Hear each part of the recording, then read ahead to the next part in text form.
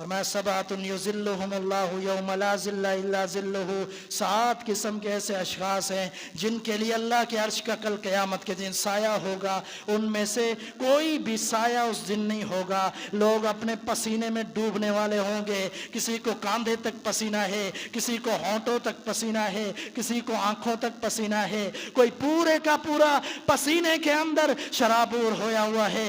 इसकी हालत और कैफियत ये है कि ये साया तलाश कर रहा है, साया चाहता है, लेकिन उस मौके पर कोई भी साया नहीं मिलेगा। अल्लाह का साया होगा, वो एक ही साया होगा। फरमाया 7 किस्म के खुश नसीब वो लोग हैं जिनको वो साया नसीब होगा। उनमें से 2 वो शख्स इज्तमा अलैहि व तफर्रका अलैहि रजुलानी तहाब्बा फिल्लाही, वो 2 शख्स जो आपस में मोहब्बत करते हैं, तो उनकी मोहब्बत का मकसद अल्लाह की रजा होता है। आपस में मोहब्बतें हैं। कल क़यामत के दिन इतने सख्त तरीन अजाब महशर के मैदान में साए में होंगे और पसीने से बच जाएंगे।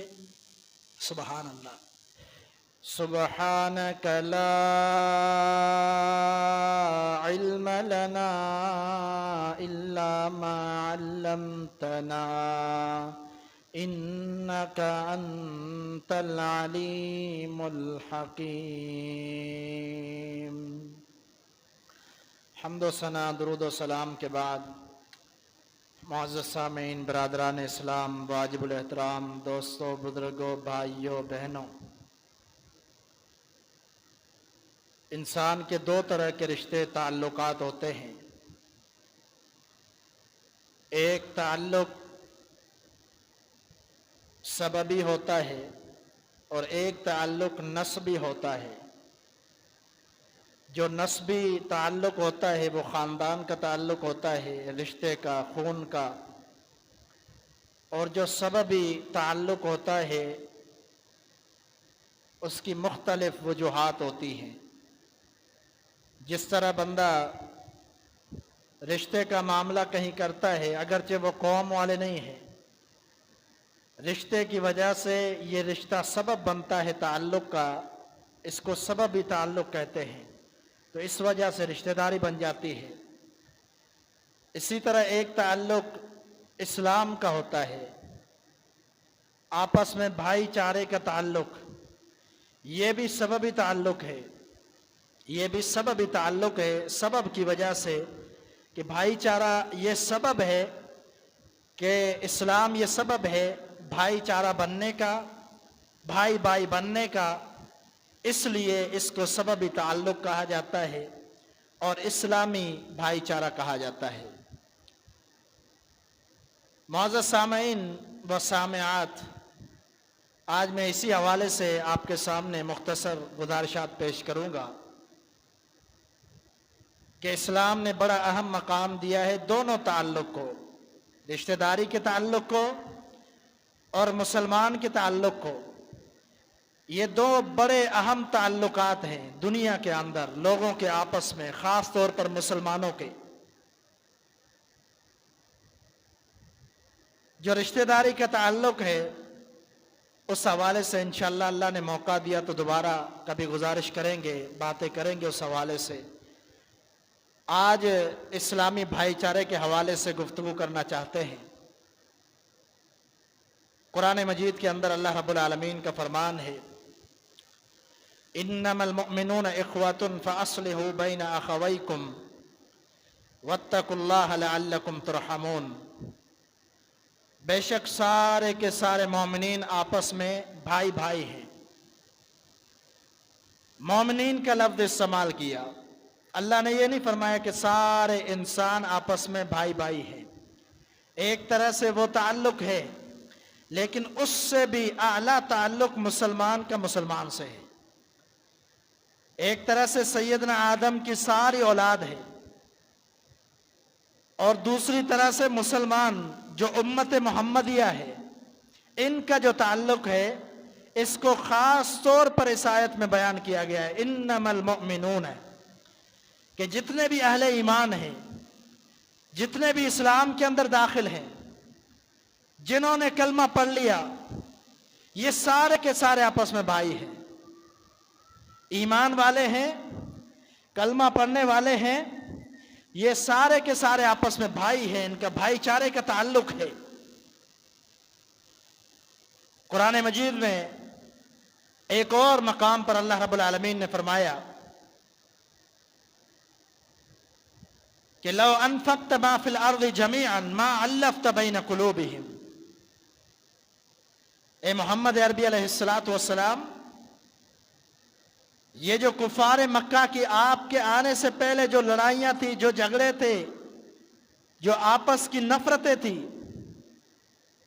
اگر آپ دنیا کا سارا مال جمع کر کے ان کے اوپر خرچ کر دیتے تب بھی آپس میں ان کی محبتیں پیدا نہ ہوتی۔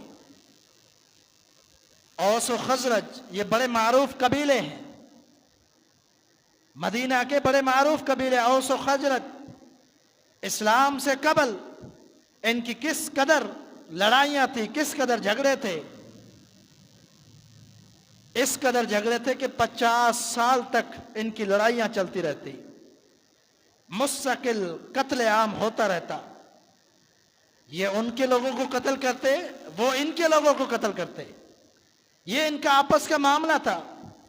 کفار مکہ کے اندر بھی قبائلی جھگڑے، یہ لوگ مختلف قبائل کے، جب انہوں نے اسلام قبول کر لیا، اسلام کا رشتہ قائم ہو گیا، تو یہی جو 50 سال تک، 100 سال تک، 80 سال تک لڑتے رہتے تھے، جھگڑتے رہتے تھے، ان کی لڑائیوں کا سد باب نہیں ہوتا تھا، لیکن جب اسلام قبول کیا تو ان کی کیفیت یہ بن گئی، ان کا طریقہ کار یہ بن گیا کہ ایک ہی صف کے اندر پاؤں سے پاؤں ملا کر، کندھے سے کندھے ملا کر یہ کھڑے ہوئے ہیں، آپس کی ساری نفرتیں انہوں نے قربان کر دی۔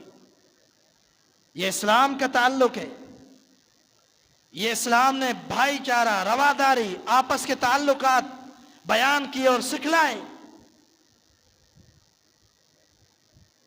قرآن مجید کے اندر اللہ رب العالمین نے ایک اور مقام پر فرمایا محمد الرسول اللہ والذین معه اشداء علی الکفار رحماء بینہم۔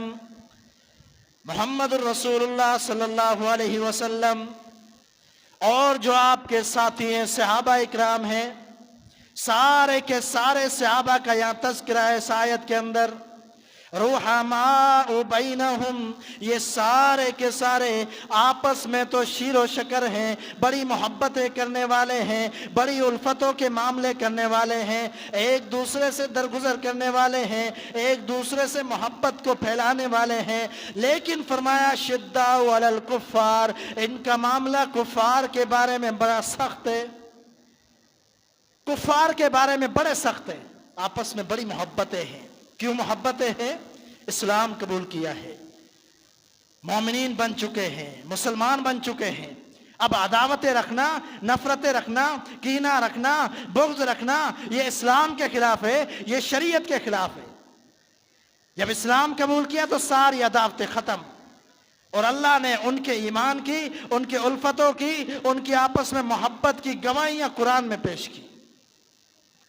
فرمایا وَيُؤْثِرُونَ عَلَىٰ أَنفُسِهِمْ وَلَوْ كَانَ بِهِمْ خَصَاصَةٌ، ان کا معاملہ یہ ہے کہ یہ اپنے آپ پر اپنے دوسرے مسلمان بھائیوں کو ترجیح دیتے ہیں، اگرچہ خود بھوکے پیٹ سو جاتے ہیں، ان کے بچے بھی بھوکے پیٹ سو جائیں، ان کی اولادیں بھی بھوکے پیٹ سو جائیں، لیکن ان کا آپس میں محبت کا رشتہ یہ ہے، یہ آپس میں ان کا عالم ہے کہ دوسرے بھائیوں کو، مسلمانوں کو کھلاتے ہیں، خود بھوکے سو جاتے ہیں۔ یہ قرآن نے ان کی گواہیاں دی کہ ان کی محبت کا عالم یہ تھا، آپس میں محبت ہے، عداوتوں کو ختم کرنا، الفتوں کو بڑھانا، یہ اسلام سبق دیتا ہے، بھائی چارے کا سبق اسلام دیتا ہے۔ امام الانبیاء محمد رسول اللہ صلی اللہ علیہ وسلم کا فرمان ہے، صحیح مسلم کی حدیث ہے، آپ نے فرمایا لا تحاسدوا ولا تباغضوا، لا تحاسدوا ولا تباغضوا ولا تدابروا ولا تناجشوا، 4 باتیں ذکر فرمائی۔ فرمایا ایک دوسرے سے حسد نہ کرو، ایک دوسرے سے بغض نہ کرو، ایک دوسرے کے پیچھے غیبتیں نہ کرو، ایک دوسرے کے پیچھے سازشیں نہ کرو، پروپیگنڈا نہ کرو، اور ایک دوسرے کو دھوکہ نہ دو۔ یہ چاروں معاملات مسلمان کے ایک دوسرے کے ساتھ نہیں ہونے چاہیے. اسلام قبول کر لیا، ایمان کا دعویٰ کرتا ہے، مسلمان ہونے کا دعویٰ کرتا ہے، اب یہ چاروں کام تیرے لیے جائز نہیں ہے. مسلمان کا دعویٰ کر لیا، اب یہ چاروں کام جائز نہیں ہے. پھر آپ علیہ الصلوۃ والسلام نے فرمایا کونو عباد اللہ اخوانا، اللہ کے بندو آپس میں بھائی بھائی بن جاؤ. اللہ کے بندو آپس میں بھائی بھائی بن جاؤ. المسلم اخو المسلم، مسلمان مسلمان کا بھائی ہے. یہ نبی علیہ الصلوۃ والسلام کی حدیث کے الفاظ ہیں. مسلمان مسلمان کا بھائی ہے. لا یظلمہ ولا یحقرہ ولا یسلمہ، نہ مسلمان پر ظلم کرتا ہے، نہ اس کو اپنے سے کم سمجھتا ہے، اور نہ ہی اس کو ظلم کے لیے چھوڑ دیتا ہے. مظلوم بے یار و مددگار نہیں چھوڑتا، کسی دشمن کے حوالے نہیں کرتا. یہ مسلمان کا آپس میں ایک دوسرے کا تعلق ہے. یہ نبی علیہ الصلوۃ والسلام کی حدیث ہے. پھر آپ صلی اللہ علیہ وسلم نے فرمایا وَيُشِيرُ إِلَىٰ صَدْرِهِ ثَلَاثَ مَرَّاتٍ التَّقْوَىٰ هَاهُنَا التَّقْوَىٰ هَاهُنَا. آپ نے اپنے سینے مبارک کی طرف اشارہ کیا، فرمایا کہ یہاں پر تقویٰ ہوتا ہے، اللہ کا ڈر، خوف، آپس کی محبت، الفت، یہ سارے معاملات دل کے ساتھ ہیں. كُلُّ الْمُسْلِمِ عَلَى الْمُسْلِمِ حَرَامٌ دَمُهُ وَمَالُهُ وَعِرْضُهُ. مسلمان کا مسلمان پر مال حرام ہے، ناجائز مال حرام ہے، اس کی عزت مجروح کرنا یہ حرام ہے. اس کی جان کو قتل کرنا، اس کو قتل کرنا یہ حرام ہے. اس کا نفس اس پر حرام ہے. یہ تین باتیں مسلمان کے لیے جائز نہیں ہے. اور اس سے پہلے کیا بیان ہوا؟ المسلم اخو المسلم. یہ باتیں مسلمان سے تعلق رکھتی ہے کہ مسلمان اگر ہے تو اس کا آپس میں بھائی کے ساتھ یہ تعلق ہونا چاہیے، یہ معاملہ ہونا چاہیے، یہ الفت ہونی چاہیے، یہ محبتیں ہونی چاہیے. قربان جائیں صحابہ اکرام کی زندگیوں پر، ان کی الفتیں، ان کی محبتیں، ان کے کس طرح معاملات تھے آپس میں، بے شمار سینکڑوں مثالیں ہیں. نبی علیہ الصلوۃ والسلام کی حدیث، صحیح مسلم کی حدیث ہے یہ بھی. آپ علیہ الصلوۃ والسلام نے فرمایا کہ صحابہ کا دور کے اندر ایک شخص تھا، وہ اپنے مسلمان بھائی کی ملاقات کے لیے جا رہا ہے، صرف ملنے جا رہا ہے، اپنے دینی بھائی سے ملنے کے لیے جا رہا ہے. بنی اسرائیل کا یہ واقعہ ہے اور نبی صلی اللہ علیہ وسلم نے بیان فرمایا. صحیح مسلم کی حدیث ہے اور بڑا اہم ترین واقعہ ہے، بڑے غور سے سننے کی بات ہے کہ جب وہ شخص اپنے بھائی سے ملاقات کے لیے جا رہا ہے، راستے میں ایک شخص ملتا ہے، اس سے کہتا ہے اَيْنَ تُرِيدُ، کہاں ارادہ کیا ہے، کہاں جا رہے ہو؟ کہتا ہے اُرِيدُ أَخًا لِي، میرا ایک بھائی ہے، دینی بھائی ہے، اس سے ملاقات کا ارادہ کیا ہے، وہاں جا رہا ہوں. کہتا ہے هل لك عليك من نعمة تردها، کیا اس نے کوئی تجھ پر احسان کیا ہے کہ وہ احسان کا بدلہ چکانے تو جا رہا ہے؟ تو کہتا ہے نہیں کوئی احسان مجھ پر اس کا نہیں ہے، وہ میرا بھائی ہے، میں اس سے ملنے کے لیے جا رہا ہوں. کہا کہ پھر خوشخبری ہے تیرے لیے، کیوں جا رہا ہے؟ محبت ہے اس کے لیے. کہا کہ سن لے، انی رسول اللہ، میں اللہ کی طرف سے قاصد ہوں. رسول کا معنی قاصد ہوتا ہے، پیغام رسا. تو اس شخص نے کہا کہ میں اللہ کی طرف سے رسول ہوں. اور وہ کون تھا؟ حدیث میں وضاحت موجود ہے کہ وہ اللہ کی طرف سے فرشتہ بھیجا گیا تھا. وہ مقام پر کھڑا ہوا، راستے پر کھڑا ہوا، اس بندے سے ملاقات کی. ملاقات کرنے کے بعد اس کی وجہ پوچھی، ریزن پوچھی، معاملہ پوچھا کیا ہے، کیوں جا رہا ہے. جب اس نے بتلایا اپنے بھائی سے ملاقات کرنے جا رہا ہوں، کہا کہ خوش ہو جا، اللہ بھی تیرے ساتھ محبت کرتا ہے، اللہ نے اسی پیغام کے لیے مجھے بھیجا ہے.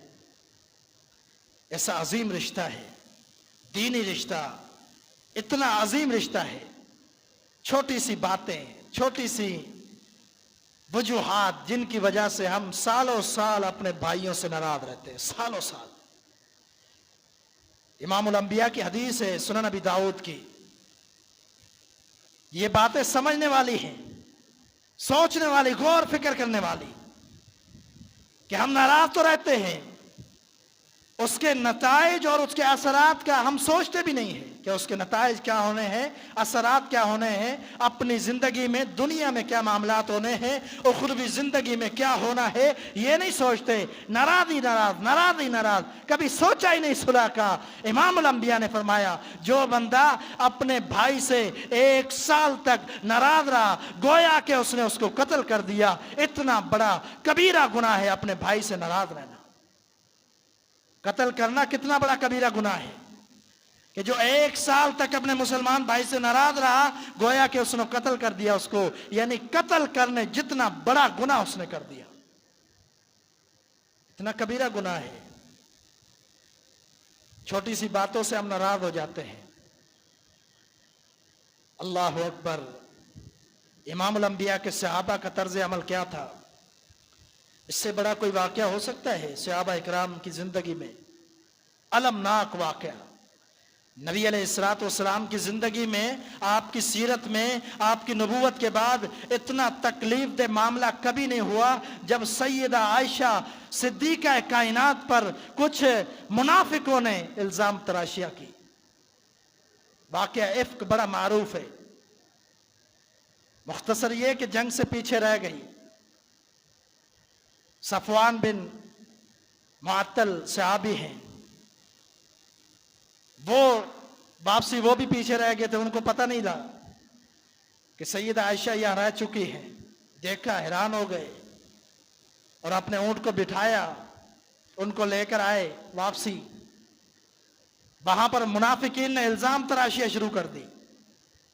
صدیقہ کائنات ہے. قرآن مجید میں اللہ تعالیٰ نے فرمایا کہ مومنین جو ہوتے ہیں ان کے انبیاء جو ہیں وہ والد کی حیثیت رکھتے ہیں اور ان کی جان سے بڑھ کر انبیاء ہوتے ہیں.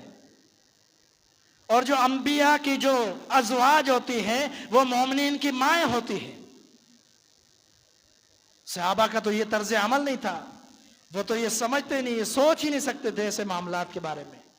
لیکن منافقین نے الزام تراشیاں کی، باتیں کی.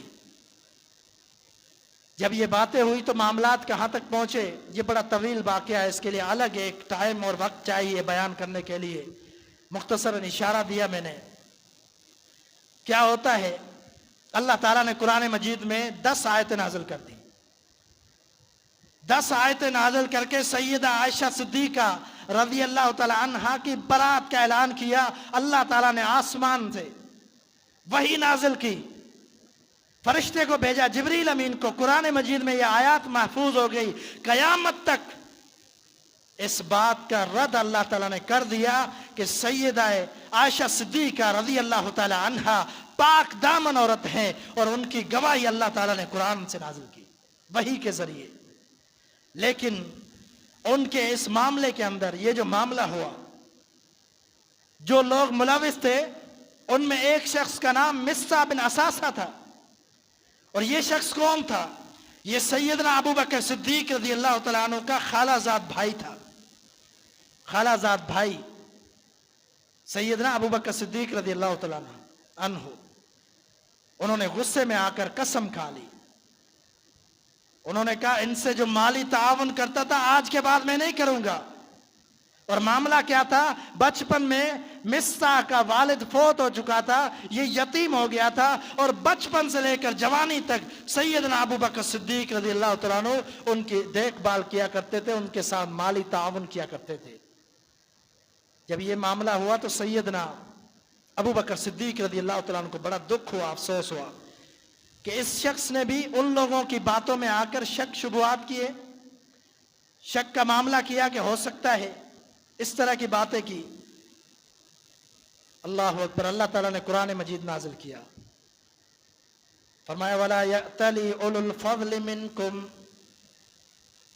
مالدار لوگ جن کو میں نے مال دیا اور صاحب حیثیت بنایا، ان کو چاہیے کہ وہ اپنے مال کو نہ روکیں، غریبوں کے لیے، مسکینوں کے لیے قسمیں نہ کھائیں کہ قسمیں کھا کر روک لیتے ہیں اپنے مال کو۔ قرآن مجید کے اندر اللہ رب العالمین نے اگلے ہی اسی آیت کے اندر فرمایا فَلْيَعْفُوا وَلْيَصْفَحُوا أَلَا تُحِبُّونَ أَن يَغْفِرَ اللَّهُ لَكُمْ، فرمایا کہ معاف کر دو، درگزر کر دو۔ کیا تم یہ پسند نہیں کرتے کہ اللہ رب العالمین تمہیں معاف کر دے؟ اگر اللہ کی معافی چاہتے ہو، اللہ کی طرف سے مغفرت چاہتے ہو، تو اپنے سارے مسلمان بھائیوں کو معاف کر دو۔ غلطیاں ہیں، کمی کوتاہیاں ہیں، مسلمان ہیں، بشری تقاضے کے مطابق اگر غلطیاں ہو گئی ہیں، وَلَا يَأْتَلِي أُولُو الْفَضْلِ مِنْكُمْ، قسمیں نہ کھاؤ، مال دینا دوبارہ شروع کر دو۔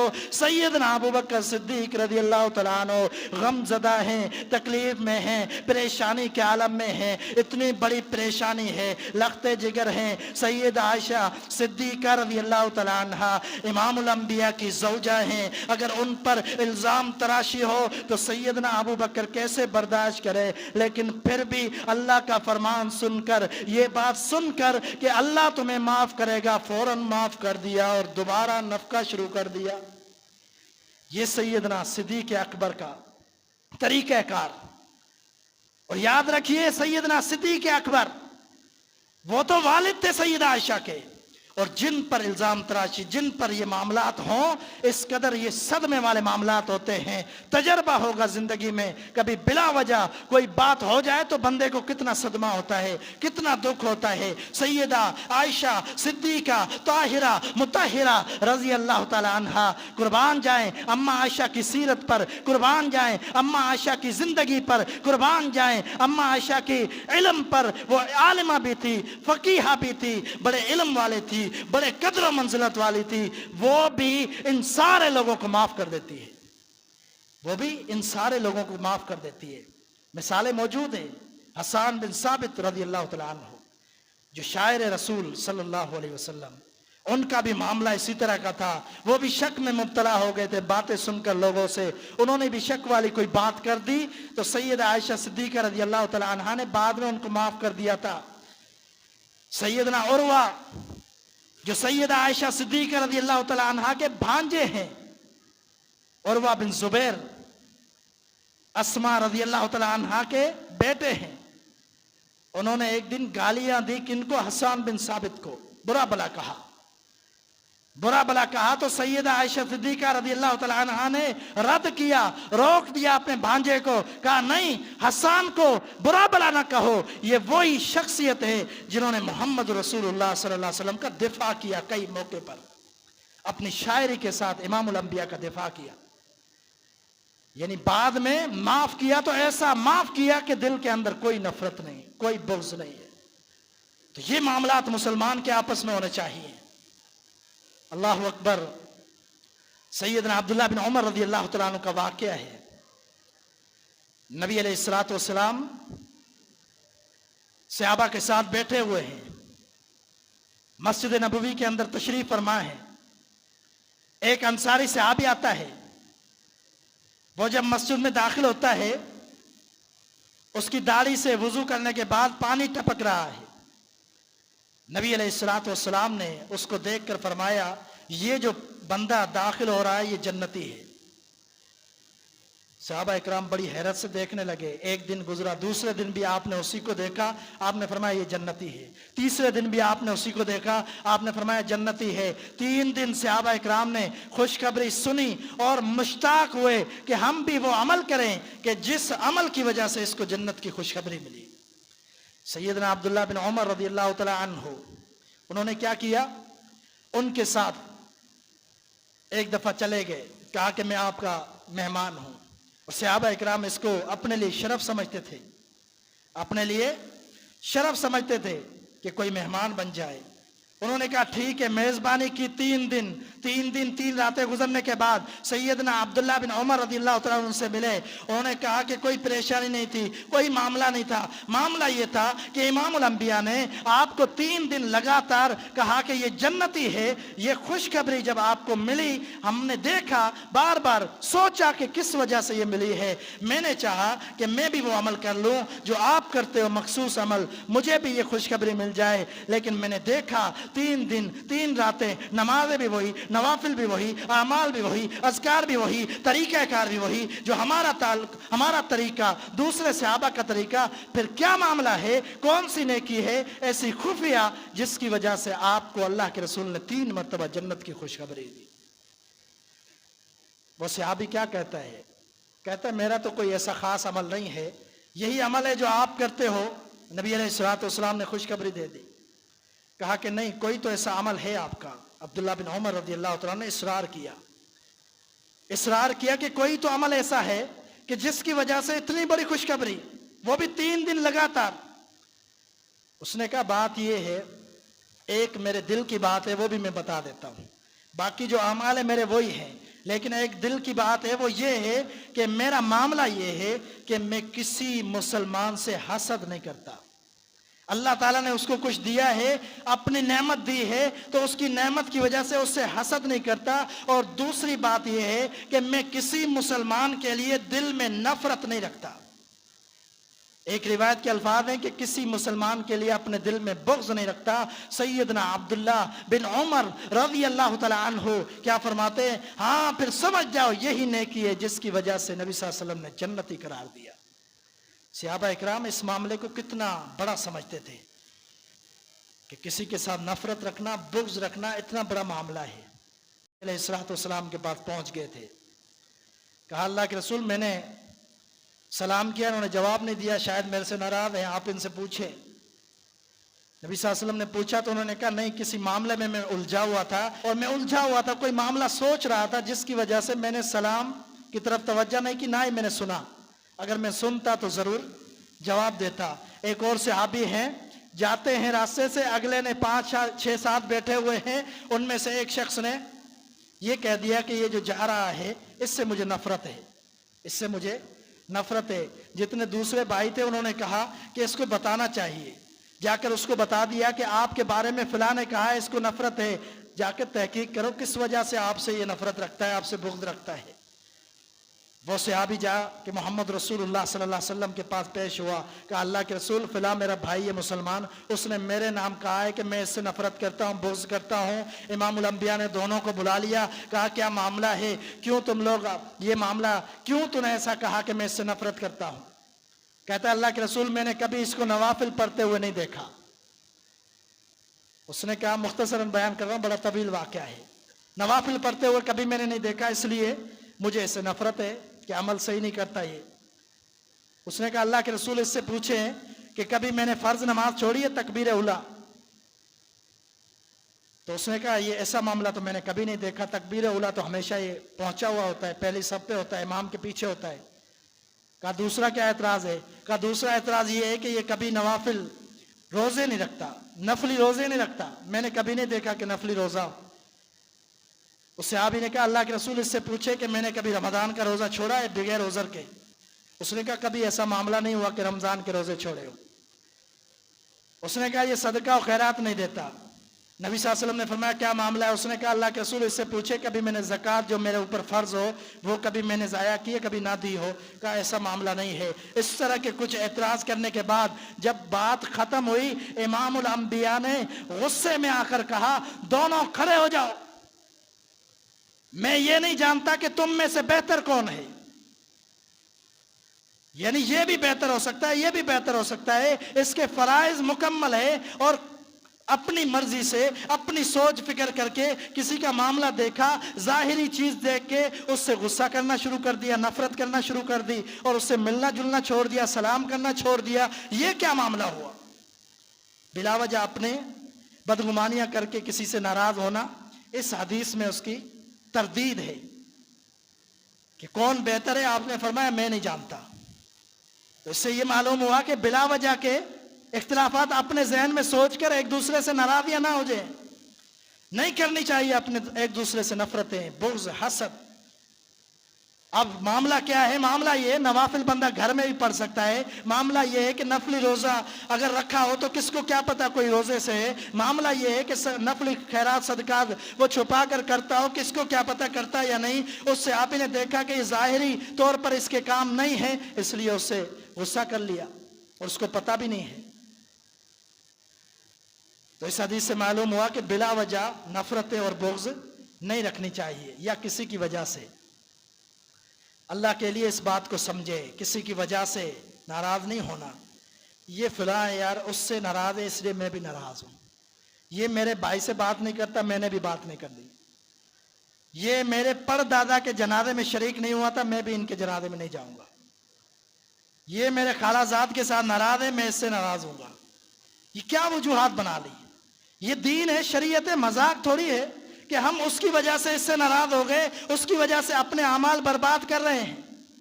पिछले जुम्मे को हमने बयान किया था, इताअत रसूल, इत्तिबा रसूल, इमामुल अंबिया की इत्तिबा जरूरी है। अगर ये नहीं है तो अमाल कबूल नहीं है। ये जो मामला आज बयान हो रहा है इसका भी मकसद यही है, अगर आपस में नफरतें हैं अल्लाह अमाल कबूल नहीं करता।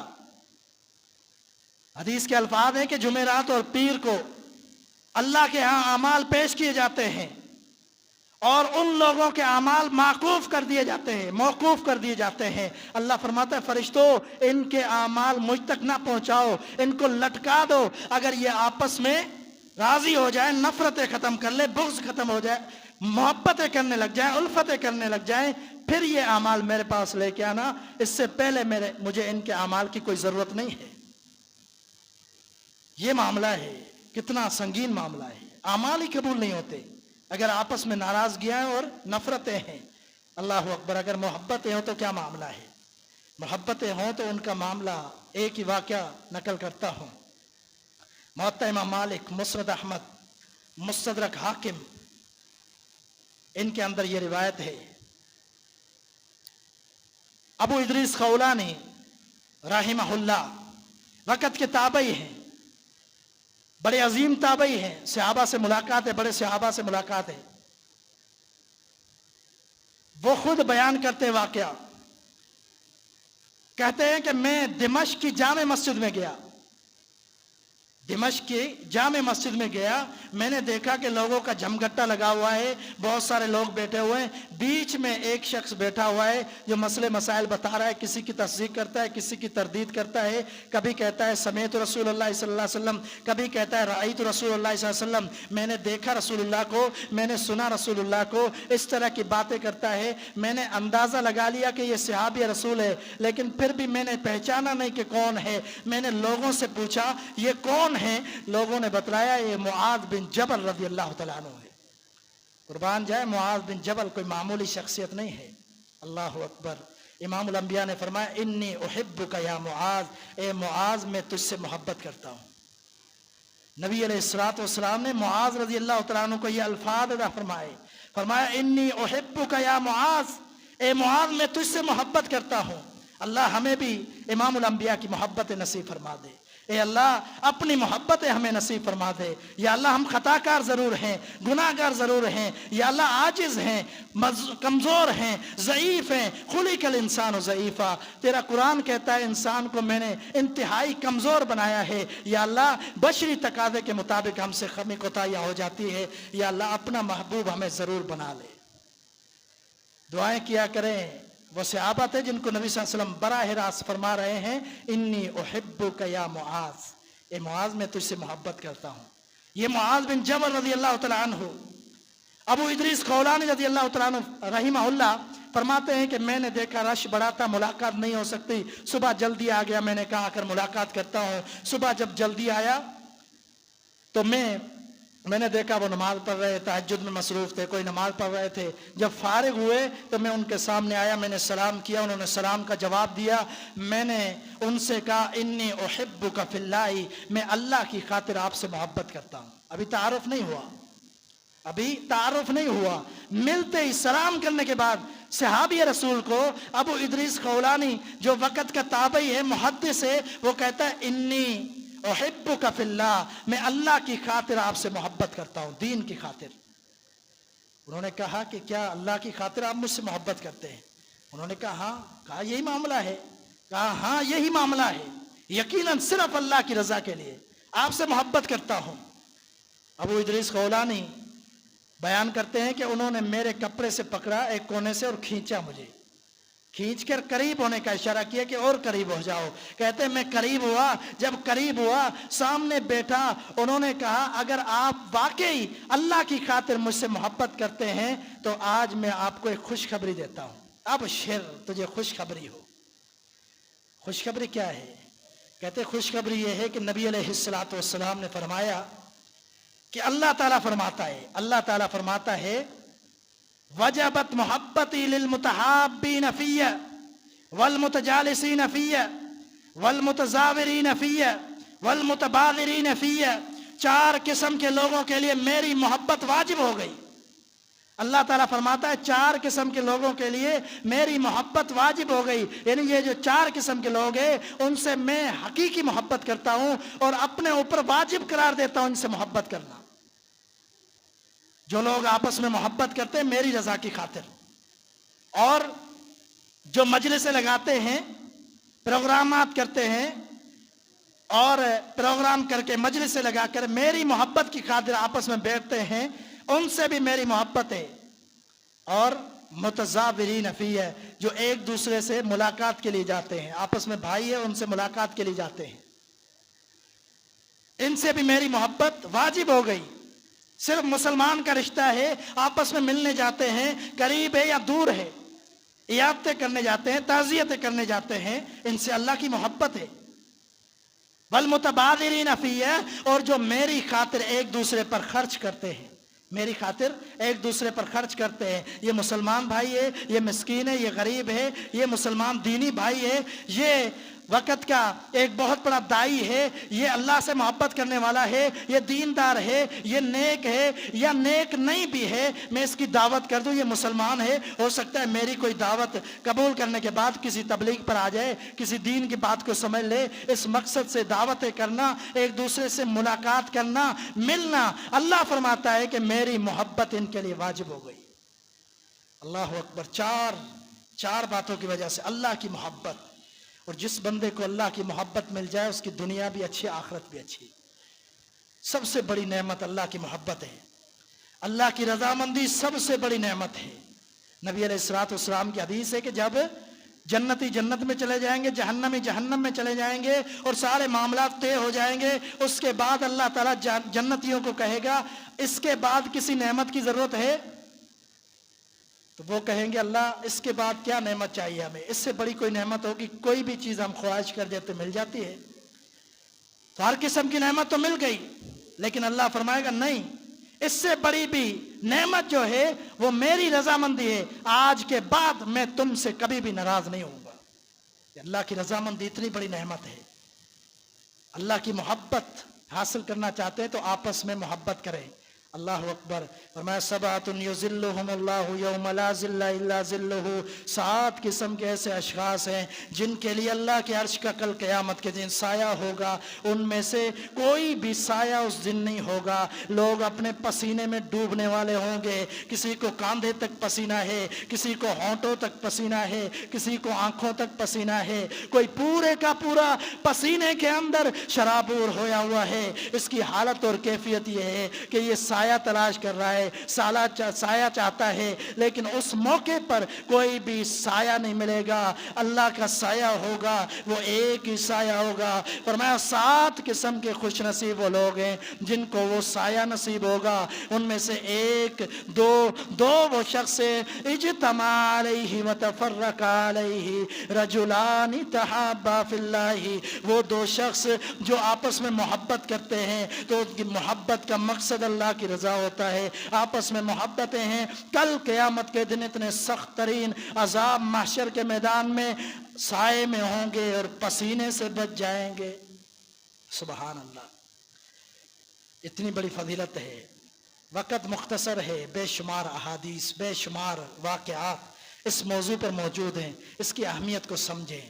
اللہ کے لیے میں جتنا ٹائم تھا میں نے بیان کر دیا. لیکن بے شمار اس موضوع پر آپ کو احادیث ملیں گی، حدیثیں ملیں گی، نبی صلی اللہ علیہ وسلم کے بہت سارے فرامین ملیں گے، اور اتنا اہم معاملہ اس کو قرار دیا گیا ہے۔ نبی صلی اللہ علیہ وسلم نے فرمایا بعثت لأتمم مکارم الاخلاق، مجھے اس لیے بھی بھیجا گیا ہے کہ میں اخلاق کو پائے تکمیل تک پہنچا دوں، یعنی آپس کے سارے معاملات کو درست کر دوں، لوگوں کے آپس کے سارے معاملات کو درست کر دوں۔ فرمایا ابغض الحلال الی اللہ الطلاق، سب سے زیادہ مبغوض چیز اللہ کے ہاں طلاق ہے، حلال بھی ہے اور مبغوض بھی ہے، اللہ کو ناپسند ہے۔ کیوں؟ اس لیے کہ اس سے رشتے ٹوٹتے ہیں، تعلقات ٹوٹتے ہیں، آپس میں نفرتیں پھیلتی ہیں، اس لیے اللہ کو سب سے زیادہ ناپسند ہے۔ اللہ تعالیٰ مجھے اور آپ کو قرآن و حدیث پر عمل کرنے کی توفیق عطا فرمائے۔ وما علینا الا البلاغ۔